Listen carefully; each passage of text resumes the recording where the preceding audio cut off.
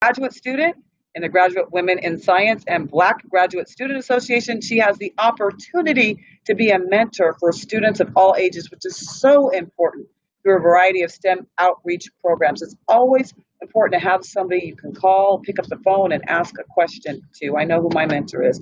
All right, I'm getting a sticky note. This is what we do. This is what we do. It's live. It's virtual. Sometimes I get notes in my ear from my producer, but Julie's on my right-hand side. You can't see her. She gave me a sticky note, so I'm going to go ahead and read that. Oh, unfortunately, yes. Dr. O'Hara, she's having a little bit of technical difficulty. We can't get to her right now, but I'm definitely going to read her resume because you do not want to miss out on this wonderful woman. And if we get her, we'll bring her in to the conversation. Dr. Kate O'Hara joining us from Cleveland State University. Hopefully she can get those technical difficulties taken care of. And she represents the final field in STEM, math. Dr. O'Hara is an assistant professor of research for STEM education in College of Education and Human Services at Cleveland State University. Now, prior to CSU, Dr. O'Hara taught mathematics for 11 years at high school in New Jersey. All right. Dr. O'Hara is also the director of the STEM Education Center at CSU, where she leads professional development and project-based learning for K-12 schools and coordinates STEM activities and STEM-related grants between the colleges. Just got another sticky note. Dr. O'Hara may be able to comment, so that's good. So she doesn't have, we don't have her here, but she'll be able to comment, and we'll see her in the comment section. Okay, round of applause, yay! Okay, thank you to everyone for joining us today. It's really important. We're going to leave time at the end so that we get the students' questions. So make sure you put your questions in the comment section there. We want to get back to that chat box. And again, if we don't get to you, we're going to give those questions to your teachers so that they can follow through as well. All right, let's get right to it, shall we? Yeah. This first question is going to be for Dr. Stokes. What makes you a problem solver? Were you always that way?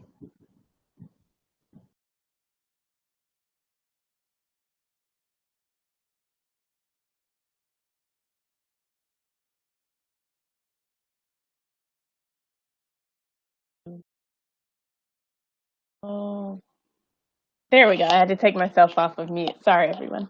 Yeah, I believe I've always been a problem solver. And for those of you who don't know, I actually started off, I grew up painting and drawing and an artist, and I was a studio art major before I changed my major to STEM.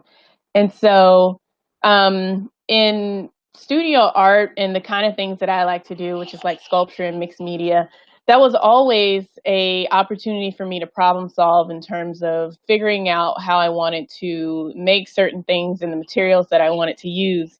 And so that skill set translated very nicely into what I do now, which is mostly material science and engineering. So I would say in regards to this question that even if, say, if your primary interest isn't STEM, a lot of skills that you learn from other disciplines can feed very nicely into what you do in the future in any STEM field. All right, thank you so much. And again, Dr. O'Hara is having technical difficulties. If she wants to answer that question, she absolutely can answer that question in the chat. All right, what question are we going on to next? Is it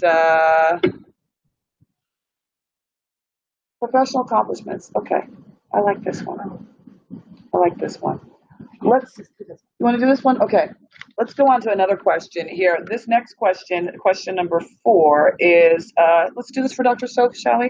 Thank you, Julie, for helping me on the right-hand side here. Another question for you, Dr. Stokes. Tell me about your life growing up and how you overcame obstacles, barriers to reach your dreams. Was there someone who told you you couldn't do or be what you are today? I believe I've been very fortunate in that no one has ever told me that I couldn't do something that I wanted to set my mind to. And I know that not a lot of us are fortunate to have that sort of support around us. So I was very grateful for that. In terms of an obstacle growing up, so I was born and raised in Atlanta, Georgia. And my family, we were not a well-off family. Did not have a lot of money growing up, and so that is always an obstacle in terms of certain opportunities that I was exposed to. Fortunately, my mom, she saw the value of keeping myself and my twin brother in college preparatory private schools for most of our lives. I don't know how she did it, but she did it. And so from my family, I might have not had those opportunities, but definitely the educational institutions that I was a part of, I was exposed to a variety of opportunities. So much. I got family in Atlanta. Shout out to Atlanta, ATL. All right, Dr. Lee, we're going to ask you the same question. Tell us about your life growing up and how you overcame obstacles and barriers to reach your dreams. Thanks for the question. So I actually, just to give a little bit of background, I'm actually from China originally. So I was born there. My family and I immigrated to the United States when I was 8 years old. So I think that in and of itself was one of the obstacles, was just adjusting to life in the United States. This was back in like the 1990s. So it was a long time ago, before many of you guys were even born. And growing up, kind of learning English in grade school, I had a lot of good friends that helped me accomplish all of that.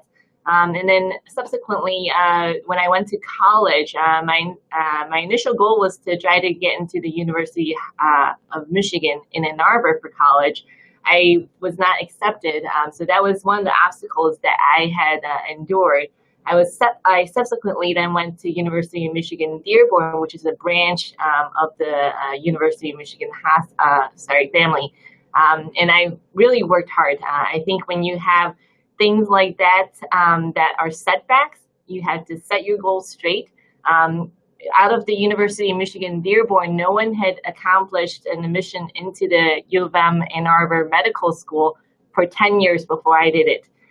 So I think if you set your goal, have clear set goals, make guidelines for yourself in terms of what you can do, ask your mentors, ask other people for advice in terms of what you can do to overcome the barriers, and just get yourself where you want to be.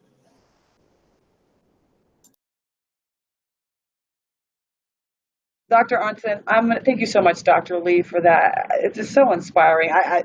It's intimidating sitting here on this panel here with you women, but it is so wonderful that you are an inspiration and a role model for these girls who are on this STEM program today. I wish I had something like this when I was growing up. Thank goodness my mother was a role model and I had family members, but thank you again.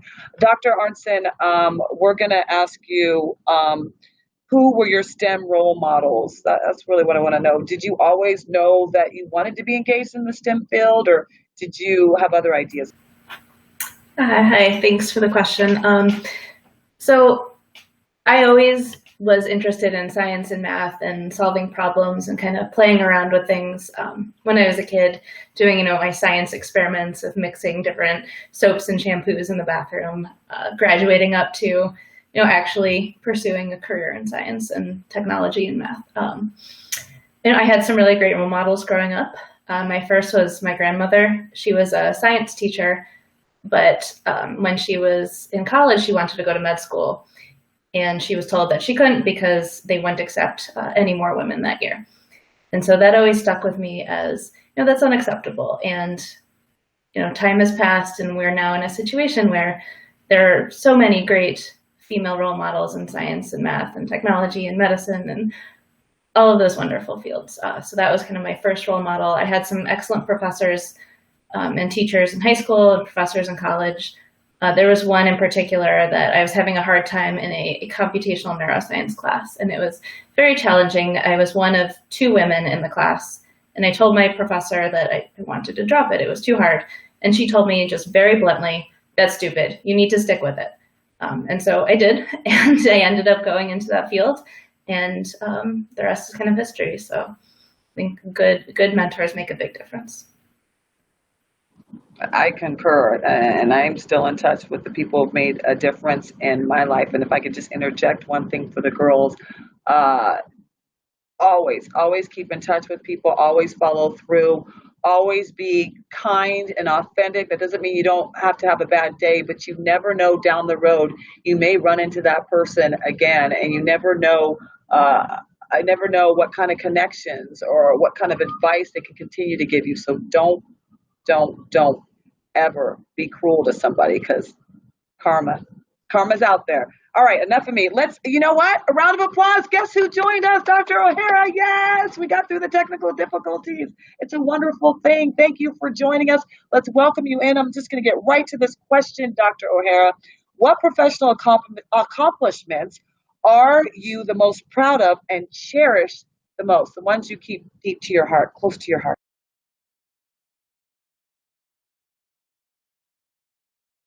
Couple jobs with accounting, and but then I decided to become a high school math teacher, and now I teach college.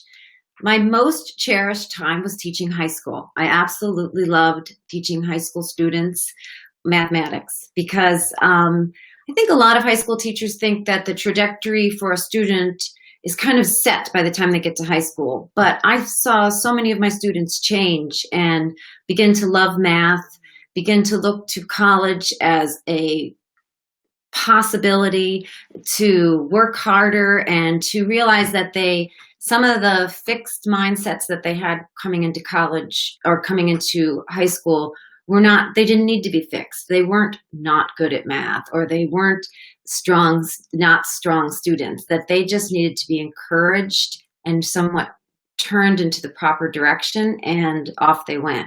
So of all the jobs I've had, I positively loved teaching high school math the most. And I love and miss all my students that I had back then. So there were strong relationships that you can make with your high school teachers that end up being very important in your life. My algebra teacher in high school, Mrs. Yamaguchi, she was phenomenal, and her advice was so wonderful. And teachers, thank you so much for being teachers, because it does make a difference in our lives. And I'm so glad, Dr. Arson, that you're on. I have another question for you. What areas of STEM do you see as being the most important for this generation to pursue, and what problems will my generation, need to tackle? So this might not be it's a little bit of a cop-out answer, but I think all of them are so important. And, beyond just being able to, code or do a science experiment or solve a math problem, is really being able to kind of critically evaluate what you see and solve problems. And I think now more than ever, there's so much information out there, and it's up to us to be able to really evaluate what is legitimate, what is an informed decision about the facts. That affects our lives on so many levels, and that is the fundamentals of STEM, I would say. Thank you so very much, Dr. O'Hara. I'm sorry. Forgive me. It says your wrong name, Dr. Arnson. Forgive me. I'm going to Dr. O'Hara now. This question is, what makes you a problem solver, and were you always that way, or did it kind of take you a little bit to kind of grow into your comfortableness? Making up words here. Were you always that way? Can you answer that question? I really think I was kind of raised that way. I think my mom probably didn't even know what she was doing, but she promoted what we call now a growth mindset. So a growth mindset is, you don't feel that you're smart, and you don't feel that you're not smart. You just feel that working hard and trying at something is where you're going to always find success. So if to have a growth mindset, you never are really worried about grades. You're worried about how hard you tried at something.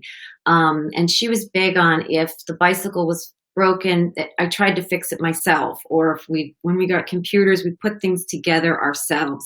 We didn't wait for someone to come fix it for us, or say that you can't do that. A set of directions was a set of directions for anyone, and that you should just keep trying it. So I think that effort and hard work is what is successful, not exactly a grade. So if you have a growth mindset, you will always believe that you are possible to make success. It's just how much effort you put into it and how hard you work at something. So then when I had children, or if I have students, I don't let them ever say, oh, I got a 90 for a grade. I'm going to say, how many did you get right? And isn't that wonderful how many you were successful at? So you always want to look at how well you're doing, not that you didn't succeed, but that everything is in your hands and in your way of possibly succeeding. So I think that creates a growth mindset. And I think that creates then a problem solver. So I never look at a problem like it's impossible. I look at more of a problem as, well, let's, push our sleeves up and let's work at it and see how far we can go before we need to look for help or work together to find a solution. So I think we can all be problem solvers if we just look at life as something that we need to tackle it and do the best that we can do and take it as far as we can go. So I think I have been a problem solver, and I think that helps me in how I approached mathematics with students, is that you can do anything. Let's just pull it apart and start working at it. So I think I've been a problem solver, but I think I've tried to promote problem solving. That might be the most important part of my teaching and the way I teach math. I like the way you think, Dr. O'Hara. Definitely positive reinforcement. I like that philosophy. Okay, we have one last question for you guys before we get to the student questions, because they have a lot of questions coming up in this chat room. And we're going to get to Dr. Lee right now. With the current COVID climate, what has changed for you over the past 9 months? Can you believe it's been 9 months? Unreal. And why is it now more important than ever for girls to consider a career in STEM? Dr. Lee, we will begin with you. So that's a great question. A lot has changed, especially in the medical field in COVID. There's not just kind of from a day-to-day practice. We know that besides COVID, we still have the patients that are having heart attacks, having leg pain that we have to bring to the cath lab. So we still have to manage all of that in the background. And we're honestly seeing a lot of influx from the post-Thanksgiving gatherings. And the hospitals are, tied up to the brim. Every day we're getting emails saying that we're at 100% capacity. And it's really kind of brought into perspective how important science is, right? So to have a vaccine be pushed through within kind of 9 months of having this virus is something that is completely unheard of. The very first vaccine was officially administered in the UK yesterday. This is groundbreaking in science and in medicine. So I think working together, having a good communication with team members, making sure that you take care of yourself, everyone else around you is key. I think girls, I would not, I wouldn't put sex as a deterrent for doing anything that you want to do. That mindset needs to go away. Does not matter that you're a girl. You're not worse than any other male counterparts. That's just a cultural thing that was kind of passed on for generations and generations. And you can do anything that you put your mind to. We have a vice president-elect that is a female. So, eventually we'll have a president that will be female as well. So you can do anything that you want. I believe it. Dream and achieve. Okay, we're going to quickly get through these next questions so that we can get to these comments. Dr. Stokes, excuse me. Can you answer the same question? I can repeat it if you want. A current COVID climate, what has changed for you over the past 9 months, and why is it now more important than ever for girls to consider a career in STEM? We're going to just have some quick responses so we can get to those comments. Thank you.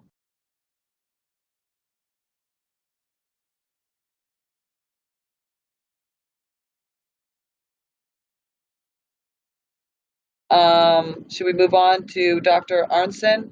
That's who we're waiting for. That's who we're waiting for.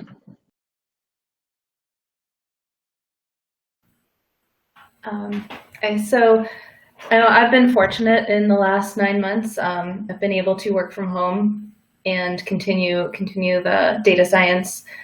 It's definitely been an adjustment. Having a 3-year-old home with me as well has made things a little more challenging, but I think it's been rewarding overall. And I think now more than ever is really the time that science and education and technology and math really matters, and being able to take all of the information and misinformation that's out there and really get at, what is the science behind this? What are the facts, around COVID and this groundbreaking vaccine that Dr. Lee just talked about?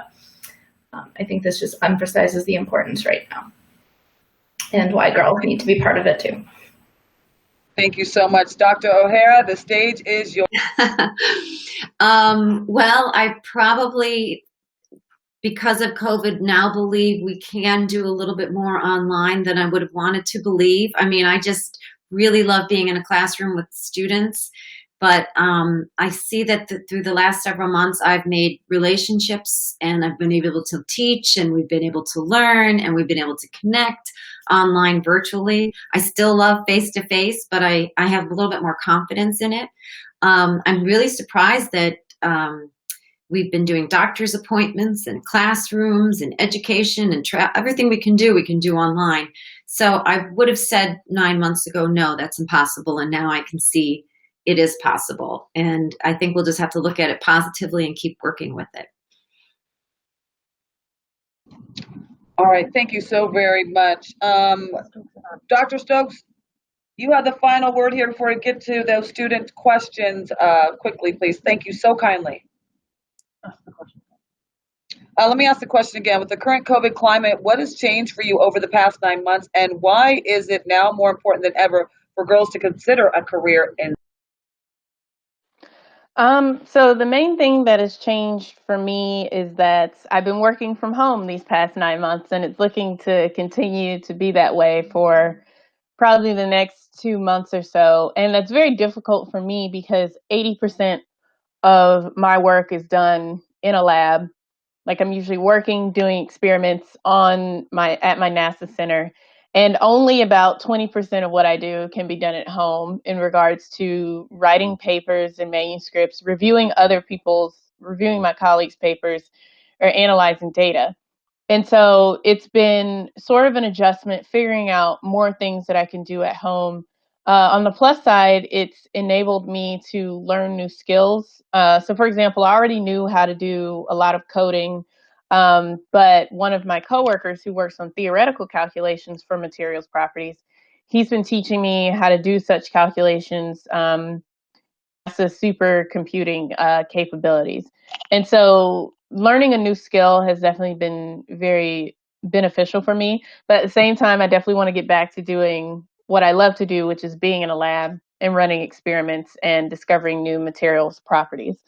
Overall, what this has shown me, so just to echo on what Dr. Lee was saying, is that now more than ever, it's really shown me how valuable the STEM field is for the way that we function as a society.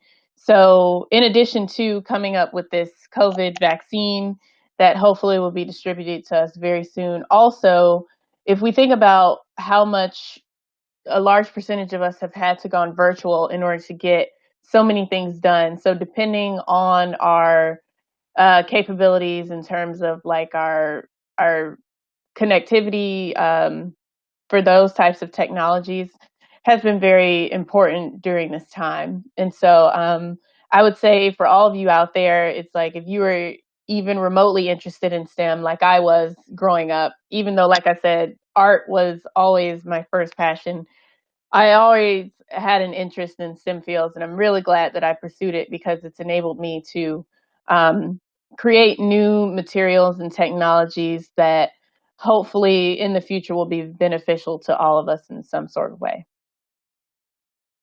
All right, thank you so much. I know that it has changed for me. I actually have a virtual newsroom in my house, and every other week I go live from my house. Even when my kids are there saying, "Mom, are you on TV right now?" So it has definitely been challenging. Okay, by a show of hands, who wants to answer this next question? Because this is a question a lot of people are asking in the chat room, and a very important question. Abby, thank you for asking this question, or anybody else who asked this question in the chat room. Have you experienced sexism in the areas of STEM? Raise your hand, whoever wants to take it first, by the show of hands. Who wants to go first with answering this question?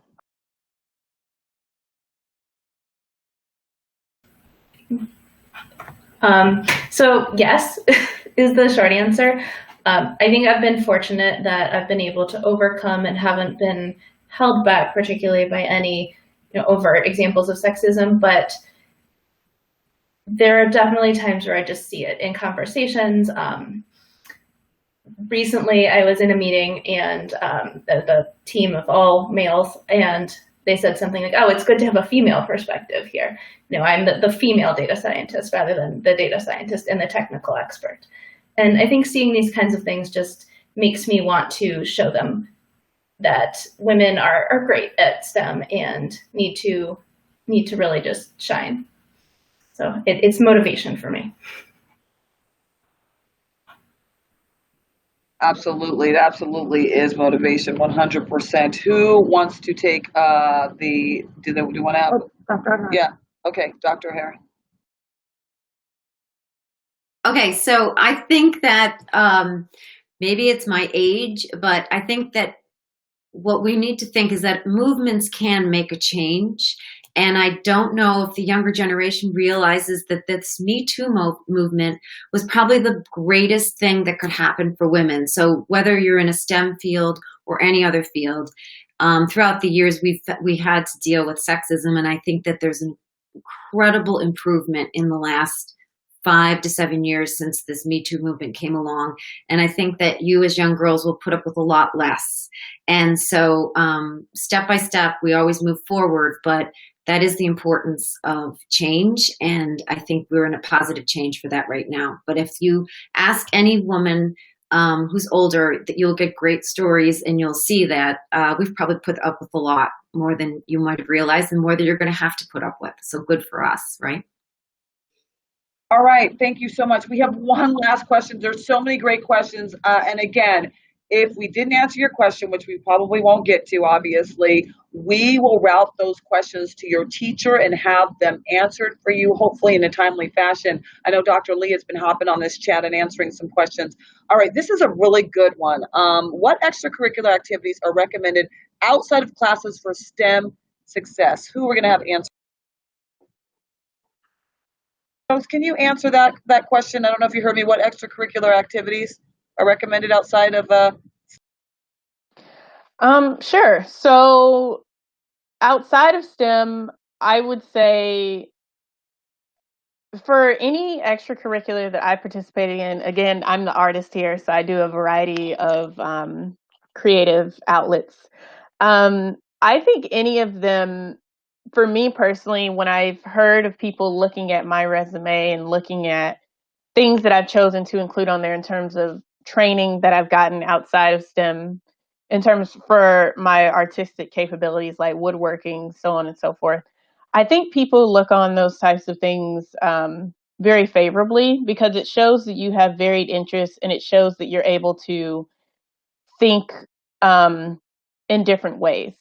So, for example, I have a lot of friends who also put a lot of their sports extracurricular activities on their resume, because it shows that they know how to work in a team, they know how to persevere in that sense. Outside of my artistic capabilities, I've also put sometimes on my science resumes, like when I've worked as a cashier, when I worked at a department store, because it also shows that, hey, I know how to work with people, and I know how to cooperate with other people to get things done. And so I would say follow your outside interests no matter what they are, because all of them can be valuable to you at some point in your future, whether you pursue STEM or not. I am absolutely blown away. I wish we could talk all day. So many great questions we had answered. Our panel, absolutely phenomenal. Got to give everybody a virtual round of applause. I want to see your C's in the chat box. I want to see your exclamation points, your smiley faces, everything. Just such an amazing, amazing panel. Thank you, guys. Thank you, thank you, thank you. Thank you for your time and commitment to STEM. You are making a difference for the women in our future, and I want to thank you from the bottom of my heart. I know we have covered a lot of ground in a short amount of time. Luckily, we have some time to process all of this during lunch. But before lunch, my lips are kind of dry. Forgive me. I got to take a little lip gloss. Come. Girls got to take a lip gloss break, right? Have a wonderful lunch, because you need to be able to process everything. Nobody wants to come back hangry, right? Thank you, thank you, thank you. We'll be want to give time to replenish our bodies and our minds, but also have a few activities for you to check out. Session 5, yes, including a Nordson scholarship opportunity, yes, and a special STEM Career Explorer website sponsored by Hunter International. Would you like to find out which STEM careers might be good to fit you? I think some of you already have an idea. All you need to do is answer just a few questions. There's just a few, and be guided through the exercise. You might be surprised with your results. Yeah. Enjoy your time as we see you again at 12:30 for session 6. Remember, the session will be open 2 minutes before it's scheduled to start, so you can connect early and don't miss a beat. I had to rub in the lip gloss. We'll see you later.